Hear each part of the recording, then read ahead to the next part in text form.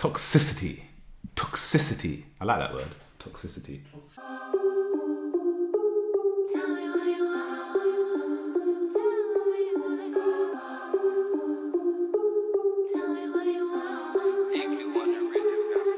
Welcome back to RelationCode.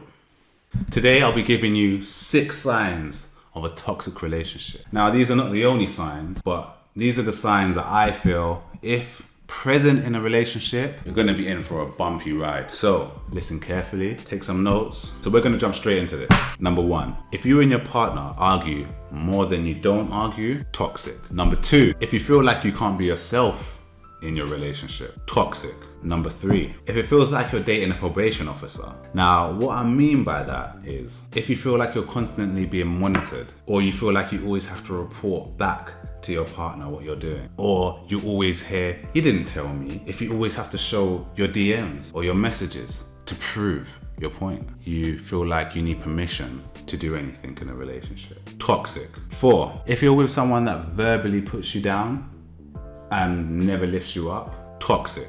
5, if you're always having to face ultimatums. If you do that, I'm going to do this. If you do that, we're not going to be together. If you do that, don't come back home. Toxic. 6, if you're always facing the worst case scenario narrative that does not reflect the reality of your relationship. Now this one I have to break down a bit. Now what I mean by that, if anything you say or anything you do is met with the worst case scenario. For example, oh, you liked that picture, that means there must be something happening between you two. Or you commented on that picture, there must be something going on. Or you took an extra 30 minutes to get home. Whose house did you go to? What girl was you seeing? What guy was you seeing? Toxic. Now, the little caveat here, it's only toxic if the worst case scenario you're presented with doesn't fit the reality of your relationship. And what that means is, if you have a partner that is skeptical of your actions or something you've done or something you're doing because of what you've done in the past, that fits the reality of your relationship.